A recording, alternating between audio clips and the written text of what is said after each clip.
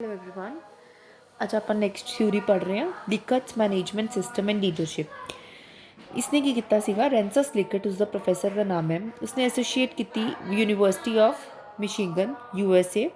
Have studied the pattern and style of managers for 3 decades and developed certain concepts and approaches important to understanding leadership behaviour.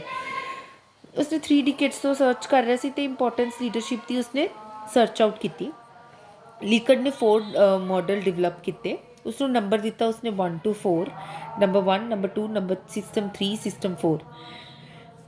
ठीक है।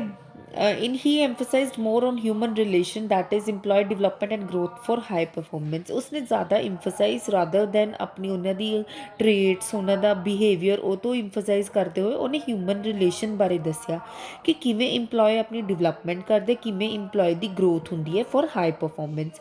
His 4 system of management are based on 7 elements of leadership behaviour such as ये जो 4 system सी ना ਉਹਦੀ ਆ 4 ਚੀਜ਼ਾਂ ਤੇ base ਸੀਗਾ। Motivation, communication, interaction, influence, decision making, goal setting and control. Lickut's 4 system of management in term of leadership style may be referred as exploitative autocratic, benevolent autocratic, consultative, participative. Exploitative, authoritative style of leadership system 1. In this style, the leader is highly authoritative and does not trust the subordinates. ਇਹਨਾਂ ਦੇ ਵਿੱਚ ਕੀ ਹੁੰਦਾ generally high ਅਥੋਰੀਟੇਟਿਵ ਦੇ position 'ਤੇ ਹੁੰਦੇ ਨੇ। ਇਹ ਸਬਆਰਡੀਨੇਟਸ ਨੂੰ ਜਲਦੀ ਜਲਦੀ ਟਰਸਟ ਨਹੀਂ ਕਰਦੇ। ਜਿਹੜਾ ਇਹਨਾਂ ਦਾ ਮੇਨ ਓਬਜੈਕਟਿਵ ਹੁੰਦਾ ਕਿ ਅਸੀਂ ਪ੍ਰੋਡਕਸ਼ਨ ਮੈਕਸੀਮਾਈਜ਼ ਕਰੀਏ ਅਤੇ ਹਿਊਮਨ ਐਸਪੈਕਟ ਇਗਨੋਰ ਕਰਦੇ ਨੇ। ਇਹ ਡਿਸੀਜ਼ਨ ਮੇਡ ਜਿਹੜੀ ਹੁੰਦੀ ਉਹ ਸਾਰੀ ਟੌਪ ਮੈਨੇਜਮੈਂਟ ਕਰਦੀ ਹੈ। ਸੈਂਟਰਲਾਈਜ਼ਡ ਹੁੰਦਾ ਇਹ ਸਾਰਾ। ठीक है। And communicated to subordinates down the chain of command. जो भी अपनी चेन ऑफ कमांड के थ्रू ये सबऑर्डिनेट्स अपनी जी कम्युनिकेट करते हैं। जो सबऑर्डिनेट्स अपनी कम्युनिकेट कर देंगे वो चेन ऑफ कमांड प्रॉपरली उम्मी चलती है। ये मैनेजर्स नू हार्श मतलब स्ट्रिक्ट डिसिपलिन रखना पैंदा है। ये कुछ भी जिवें इनिशिएट उस चीज़ नू मतलब मोटिवेट नहीं करते कि सबऑर्डिनेट्स इनिशिएट करें अपना ओपीनियन दे। नो, मोटिवेशन ये कि थ्रू होंगी है फीयर, थ्रेट्स, पनिशमेंट थ्रू होंगी है। जनरली नैगेटिव मोटिवेशन होंगी है। ਜਿਹੜੇ ਆਪਾਂ wild rewards are rarely given. Rewards ਆਪਾਂ ਬਹੁਤ ਘੱਟ ਦਿੰਦੇ ਹਾਂ। Leaders have no confidence and trust in subordinates. ਇਹਨਾਂ ਨੂੰ ਕੋਈ ਟਰਸਟ ਨਹੀਂ ਹੁੰਦਾ। ਐਕਸਪਲੋਇਟ ਤਾਂ ਠੀਕ ਹੈ, ਇਹ ਤਾਂ ਤੁਸੀਂ ਮਤਲਬ ਤੋਂ ਹੀ ਸਮਝ ਲਓ। ਐਕਸਪਲੋਇਟ, ਐਕਸਪਲੋਇਟ ਮਤਲਬ एक्सप्लॉइट करना। नेगेटिव तो नेगेटिव वर्ड है तो सारा ऑटोक्रेटिव वाला ही जो भी आप पढ़िया ऑटोक्रेटिक लीडरशिप के उ सारा ये लिखा है। बेनोवलेंट अथॉरिटेटिव, बेनोवलेंट अथॉरिटेटिव के सिस्टम के की होंगे ये इंप्रूवमेंट है। मतलब फर्स्ट सिस्टम नालों थोड़ी बहुत इंप्रूवमेंट है। ये अथॉरिटेटिव की ने जनरली मतलब स्टिल डोमीनेट तो करते हैं but with a friendly approach towards subordinates. Communication continue होंगी है from top to bottom but ये स्लाइट इंटरैक्शनस होंदियां ने among managers and subordinates. Major जो डिसीजनस होंगे टॉप लैवल ही लैंदा है बट जो सम रूटीन्स कुछ एक्शनस आपां नूं daily day to day activities के कुछ डिसीजनस लैने होंगे ने वो लोअर लैवल लैंदा है। सुपीरियर शो सम इस सुपीरियर नूं कुछ तो कॉन्फिडेंस होंदा ही है सबऑर्डिनेट्स के विच। Give some weightage to opinions of subordinates. ठीक है। फिर जो भी सुपीरियर शो सम कॉन्फिडेंस इन्हों के शो करता है, वेटेज दिंदा है, ओपीनियन भी लैंदा सब मतलब सबऑर्डिनेट्स दे एक दूजे नाल शेयर करते हैं। लीडर्स आर इकनॉमिक रिवॉर्ड्स, इन्होंने रिवॉर्ड्स भी देंगे ने अलोंग विद फीयर पनिशमेंट भी करते हैं बट मोटिवेट भी करते हैं टूवर्ड्स ऑर्गेनाइजेशन गोल। बेनोवलेंट का अपने च मतलब होंगे काइंड,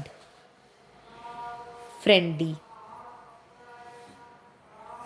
ओके तुसी जिवें हुण इत्थे हैडिंग तो ही आपां नूं क्लीयर हो जाता है भी एक्सप्लॉयटेटिव ऑटोक्रेटिक का मतलब हो गया भी जो नैगेटिव वर्ड्स हो गया।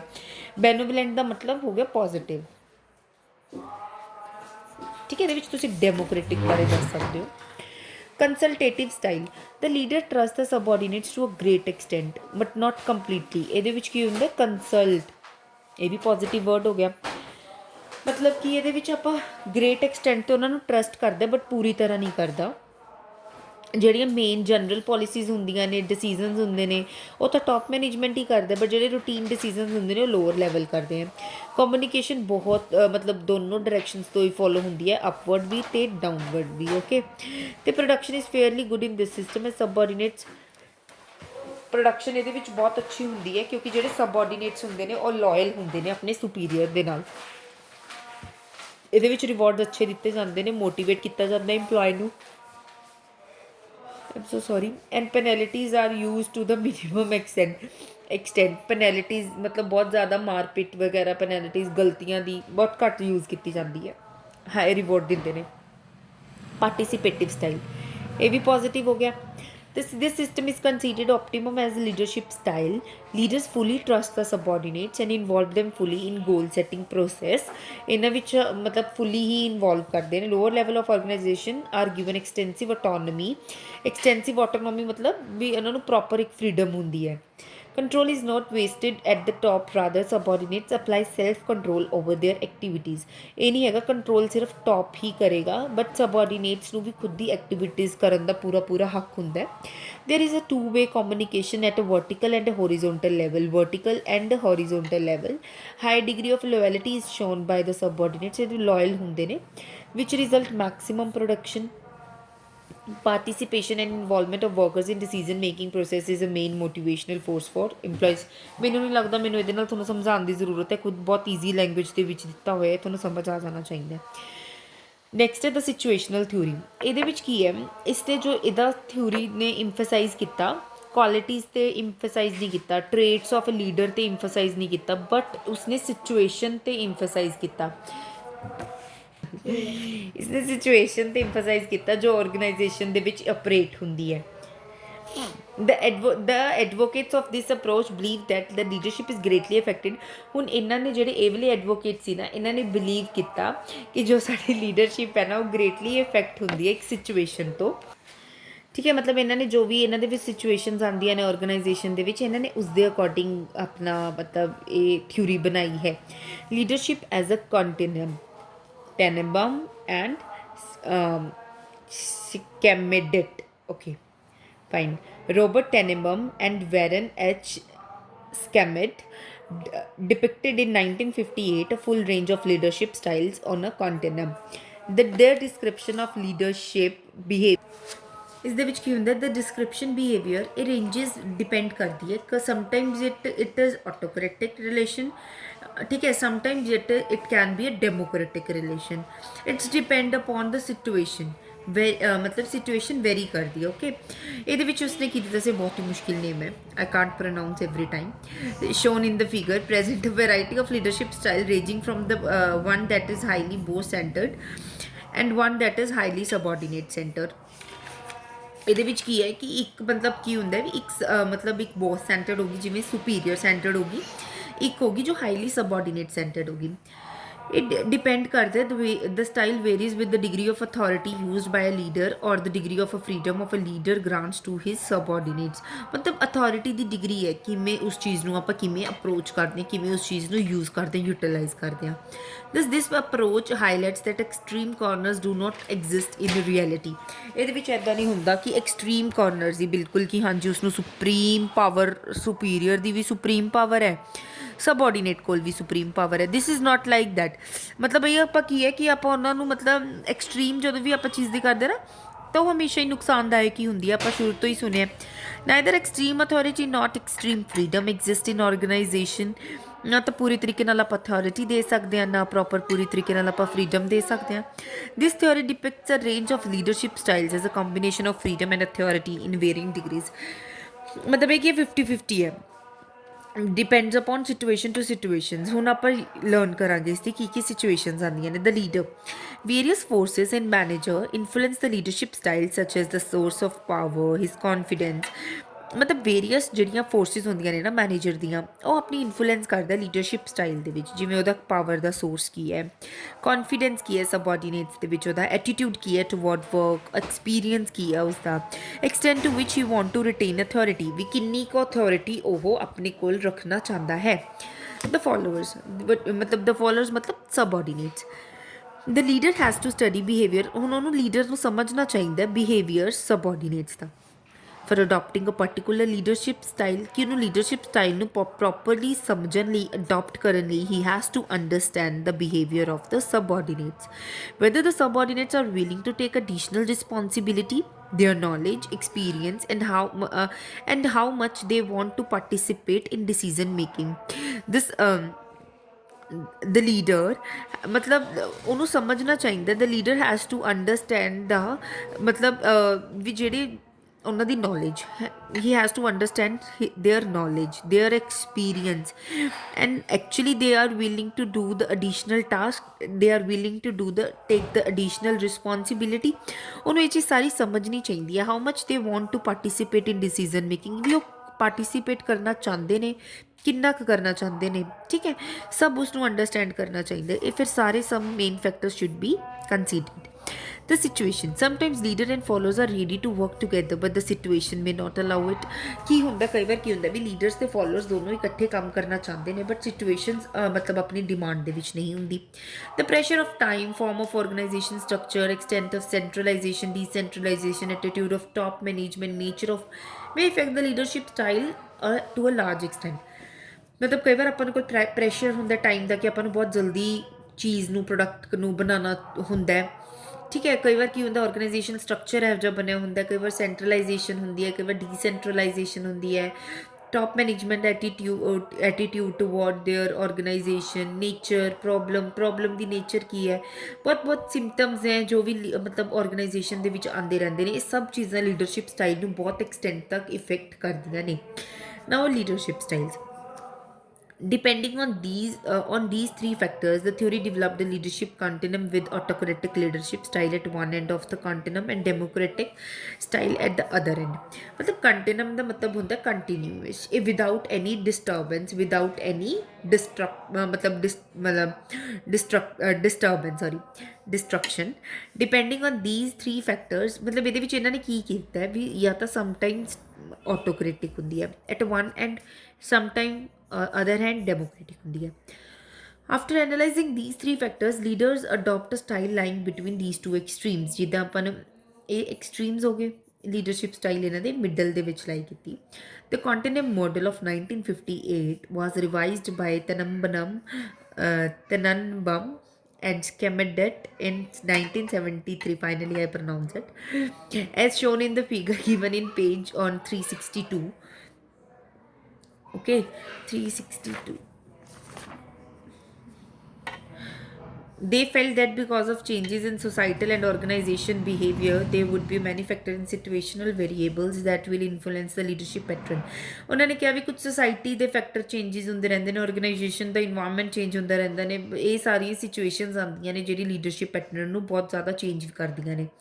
ਦਸ ਦ ਨਿਊ ਕੰਟਨਮ ਔਰ range of leadership pattern is more complex and dynamic. ਹੁਣ ਜਿਹੜਾ ਨਿਊ ਚੀਜ਼ ਆਈਆਂ ਨੇ ਲੀਡਰਸ਼ਿਪ ਪੈਟਰਨ ਦੀਆਂ, ਉਹ ਬਹੁਤ ਜ਼ਿਆਦਾ ਕੰਪਲੈਕਸ ਤੇ ਡਾਇਨਾਮਿਕ ਨੇ, ਕਿਉਂਕਿ ਉਹਨਾਂ ਨੂੰ ਇੰਟਰਨਲ ਵੀ, ਐਕਸਟਰਨਲ ਵੀ, ਖੁਦ ਦੇ ਟ੍ਰੇਡਸ ਵੀ, ਹਰ ਪਰਸਨ ਦੇ ਟ੍ਰੇਡਸ ਵੀ ਸਾਰੇ ਲੀਡਰਸ਼ਿਪ ਨੂੰ ਕੀ ਕਰਦੇ ਨੇ, ਇਫੈਕਟ ਕਰਦੇ ਨੇ। A successful leader is one who is keenly aware of those factor which are more relevant to his behaviour at a given time.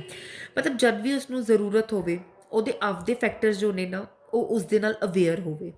According to Tenenbaum and Schmidt, the successful manager of men can be primarily characterized neither as a strong leader nor as a permissive one।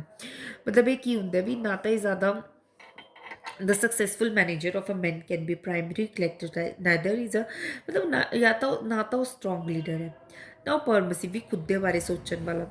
rather he is one who maintain a high betting average in accurately assessing the forces that determine with his most appropriate behavior at a given time should be an actual being to ਵੀ ਜੋ ਉਸਦਾ ਇਹ ਕੀ ਹੈ ਵੀ ਇਹ ਨਹੀਂ ਹੈਗਾ particular ਕਿ ਅਗਰ ਉਹ ਸਟਰੋਂਗ ਹੈ ਤਾਂ ਉਹ ਸਟਰੋਂਗਲੀ ਬਿਹੇਵ ਕਰੇਗਾ, ਠੀਕ ਹੈ। ਇਹ ਚੀਜ਼ ਨਹੀਂ ਹੁੰਦੀ, ਜੋ ਵੀ ਨੇਚਰ, ਜੋ ਵੀ ਉਸ ਟਾਈਮ ਸਿਚੁਏਸ਼ਨ ਉਸ ਤੋਂ ਡਿਮਾਂਡ ਕਰ ਰਹੀ ਹੈ, ਉਸ ਟਾਈਮ ਉਹ ਆਪਣਾ ਕਿਵੇਂ ਦਾ ਬਿਹੇਵੀਅਰ ਸ਼ੋ ਕਰ ਰਿਹਾ, that is what about leadership style, ਠੀਕ ਹੈ। Qualities of leaders, physical qualities ਕਿਹੜੀਆਂ ਹੁੰਦੀਆਂ ਨੇ ਵੀ ਉਹਦੀ ਹੈਲਥ, ਹਾਈਟ, ਵੈਲਥ, ਲੁੱਕਸ, ਇਹ ਸਭ ਅੱਛੀਆਂ ਹੋਣੀਆਂ ਚਾਹੀਦੀਆਂ ਨੇ ਜੋ ਅਟਰੈਕਟ ਕਰੇ ਇੰਡੀਵਿਜੂਅਲਸ ਨੂੰ।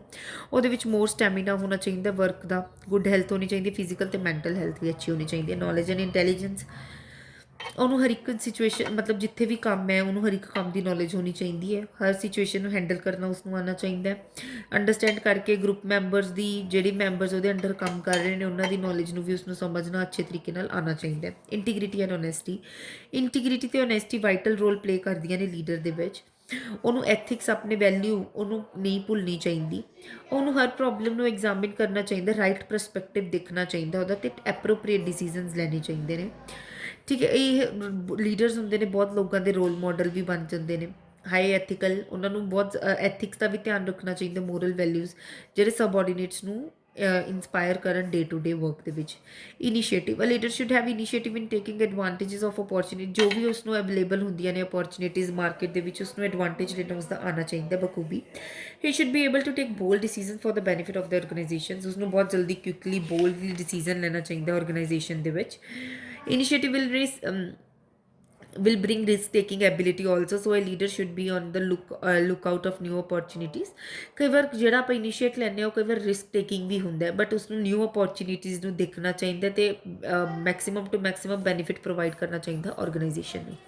ਸੈਲਫ ਕੌਨਫੀਡੈਂਸ, ਉਹਨਾਂ ਦੇ ਖੁਦ ਦੀ ਆਪਣੀ ਐਬਿਲਿਟੀਜ਼ ਦੇ ਵਿੱਚ ਸੈਲਫ ਕੌਨਫੀਡੈਂਸ ਹੋਣਾ ਚਾਹੀਦਾ ਕਿ ਉਹਨਾਂ ਦੇ ਇਹ ਵਾਲਾ ਕੌਨਫੀਡੈਂਸ ਆਰਗੇਨਾਈਜੇਸ਼ਨ ਨੂੰ ਹੈਲਪ ਕਰੇ ਉਹਨਾਂ ਦੇ ਇੰਪੋਰਟੈਂਟ ਡਿਸੀਜਨ ਲੈਣ ਦੇ ਵਿੱਚ। ਆਬਜੈਕਟਿਵਿਟੀ, ਜਦੋਂ leadership should be objective in dealing with subordinate, ਠੀਕ ਹੈ, ਮਤਲਬ ਉਹਨੂੰ ਮੈਰਿਟ ਦੇ ਬੇਸਿਸ ਤੇ ਡਿਸੀਜਨ ਲੈਣਾ ਚਾਹੀਦਾ, ਬਾਇਸ ਨਹੀਂ ਹੋਣਾ ਚਾਹੀਦਾ। ਮਤਲਬ ਆਪਾਂ ਕਹਿ ਦਿੰਦੇ ਨੇ ਨਾ ਵੀ ਇੱਕ ਪਰਸਨ ਪ੍ਰਤੀ ਬਾਇਸ ਹੈ ਵੀ ਹਾਂਜੀ ਇਹ ਇੱਕ ਨੂੰ ਇੰਪੋਰਟੈਂਸ ਦੇ ਰਿਹਾ ਦੂਸਰੇ ਨੂੰ ਨਹੀਂ, ਇਹ ਨਹੀਂ ਚੀਜ਼ ਹੋਣੀ ਚਾਹੀਦੀ। ਜੋ ਵੀ ਅੱਛਾ ਕੰਮ ਕਰੇਗਾ ਉਹਨੂੰ ਉਸਦੇ ਪ੍ਰਤੀ ਹੀ ਕੰਮ ਡੀਲ ਕਰਨਾ ਚਾਹੀਦਾ, ਉਵੇਂ ਡੀਲ ਕਰਨਾ ਚਾਹੀਦਾ। ਕਮਿਊਨੀਕੇਸ਼ਨ ਸਕਿੱਲਸ, ਉਹਦੇ ਵਿੱਚ ਗੁੱਡ ਕਮਿਊਨੀਕੇਸ਼ਨ ਸਕਿੱਲਸ ਹੋਣੀਆਂ ਚਾਹੀਦੀਆਂ ਨੇ ਕਿ ਜੋ ਲੋਕ ਉਹ ਇਨਫੋਰਮੇਸ਼ਨ ਆਪਣਾ ਪ੍ਰੋਵਾਈਡ ਕਰ ਰਹੇ ਸਬਆਰਡੀਨੇਟਸ ਨੂੰ, ਜੋ ਵੀ ਆਪਣੀ ਇਨਫੋਰਮੇਸ਼ਨ ਉਹ ਪ੍ਰੋਵਾਈਡ ਕਰ ਰਹੇ ਹੋ ਗੁੱਡ ਕਮਿਊਨੀਕੇਸ਼ਨ ਸਕਿੱਲਸ ਦੇ ਰਾਹੀਂ ਹੋਣ। ਉਹਨੂੰ ਹਰ ਇੱਕ ਮੈਂਬਰਸ ਨੂੰ ਆਰਗੇਨਾਈਜੇਸ਼ਨ ਦੇ ਵਿੱਚ ਪ੍ਰੋਪਰਲੀ ਟਾਈਮਲੀ ਤੇ ਪ੍ਰੋਪਰਲੀ ਮੈਨੇਜ ਦੇ ਤਰੀਕੇ ਨਾਲ ਉਸ ਨੂੰ ਹਰ ਇੱਕ ਨੂੰ ਮਿਲਣ। ਜਦੋਂ ਆਪਾਂ ਫੀਡਬੈਕ ਲੈਂਦੇ ਹਾਂ ਸਬਆਰਡੀਨੇਟਸ ਤੋਂ ਤਾਂ ਮਤਲਬ ਉਹਨਾਂ ਦੇ ਜਿਹੜੇ the feedback from the subordinates and the grievances go to the top through the leader, ਵੀ ਲੀਡਰ ਦੇ ਥਰੂ ਹੀ ਉਹਨਾਂ ਦੇ ਸਬਆਰਡੀਨੇਟਸ ਤੇ ਜੋ ਵੀ ਸ਼ਿਕਾਇਤਾਂ ਹੁੰਦੀਆਂ ਨੇ ਟੌਪ ਮੈਨੇਜਮੈਂਟ ਨੂੰ ਲੀਡਰ ਦੇ ਥਰੂ ਹੀ ਜਾਣ। ਠੀਕ ਹੈ, ਮੋਟੀਵੇਸ਼ਨ ਸਕਿੱਲਸ, ਉਹਨਾਂ ਨੂੰ ਅੱਛਾ ਆਪਣੇ ਆਪ ਨੂੰ ਮੋਟੀਵੇਟ ਕਰਨਾ ਆਉਣਾ ਚਾਹੀਦਾ ਕਿ ਕਿਵੇਂ ਉਹ ਆਪਣੀ ਜਿਹੜੇ ਸਬਆਰਡੀਨੇਟਸ ਨੇ ਕੰਮ ਕਰ ਰਹੇ ਨੇ ਉਹਨਾਂ ਦੀ ਕਿਵੇਂ ਐਫੀਸ਼ੀਐਂਸੀ ਤੇ ਇਫੈਕਟਿਵਨੈਸ ਇਨਕਰੀਜ਼ ਕੀਤੀ ਜਾਵੇ, ਉਹਨਾਂ ਤੋਂ ਮੈਕਸਿਮਮ ਟੂ ਮੈਕਸਿਮਮ ਉਹਨਾਂ ਨੂੰ ਕੰਟਰੀਬਿਊਟ ਕਰਵਾਉਣਾ ਚਾਹੀਦਾ ਉਹਨਾਂ ਤੋਂ, ਤਾਂ ਕਿ ਉਹ ਆਰਗੇਨਾਈਜੇਸ਼ਨ ਗੋਲਸ ਨੂੰ ਅਚੀਵ ਕਰ ਸਕਣ। Decisiveness, a leader should have the ability to take decision and implement them properly, ਜਦੋਂ ਪਰਟੀਕੂਲਰ ਥਿੰਗ ਉਸਨੂੰ ਡਿਸਾਈਡ ਹੋ ਜਾਂਦੀ ਹੈ ਤਾਂ ਬਿਨਾਂ ਹੈਜ਼ੀਟੇਟ ਕੀਤੇ ਬਿਨਾਂ ਉਸਨੂੰ ਇੰਪਲੀਮੈਂਟ ਕਰ ਦੇਣਾ ਚਾਹੀਦਾ ਉਹਨੂੰ। ਮਤਲਬ ਅਗਰ ਉਹ ਡਿਸੀਜਨ ਲਿਆ ਗਿਆ ਤਾਂ ਉਹ 'ਤੇ ਸਟਿਕ ਨਹੀਂ, ਮਤਲਬ ਉਸ 'ਤੇ ਸਟਿਕ ਰਹਿਣਾ ਚਾਹੀਦਾ ਉਸਨੂੰ ਕਿ ਹਾਂਜੀ ਮੈਨੇ ਡਿਸੀਜਨ ਲੈ ਲਿਆ ਤਾਂ it should be correct decision. Social skills, ਉਹਨੂੰ ਸੋਸਾਇਟੀ ਬਾਰੇ ਵੀ ਦੇਖਣਾ ਚਾਹੀਦਾ ਹੈ, ਉਹਨੂੰ ਕਿਸੇ ਦੇ ਸੈਂਟੀਮੈਂਟਸ ਨੂੰ ਹਰਟ ਨਹੀਂ ਹੋਣਾ ਚਾਹੀਦਾ। ਹੀ ਸ਼ੁੱਡ ਨੋਟ ਸੇ ਮਤਲਬ not say or do anything which injures the feeling of the subordinates, ਉਸਨੂੰ ਕੁਛ ਇਹੋ ਜਿਹਾ ਨਹੀਂ ਬੋਲਣਾ ਚਾਹੀਦਾ ਜੋ ਕਿਸੇ ਮਤਲਬ ਸਬਆਰਡੀਨੇਟਸ ਨੂੰ ਫੀਲਿੰਗ ਨੂੰ ਨੁਕਸਾਨ ਪਹੁੰਚਾਵੇ। ਠੀਕ ਹੈ, ਇਹ ਤੁਹਾਡਾ ਹੁਣ ਲੀਡਰਸ਼ਿਪ ਵਾਲਾ ਚੈਪਟਰ ਕੰਪਲੀਟ ਹੋ ਚੁੱਕਿਆ ਹੈ। ਨੈਕਸਟ ਆਪਾਂ ਕੱਲ੍ਹ ਦੀ ਕਲਾਸ ਦੇ ਵਿੱਚ ਕਮਿਊਨੀਕੇਸ਼ਨ ਸਟਾਰਟ ਕਰਦੇ ਹਾਂ। Thank you so much.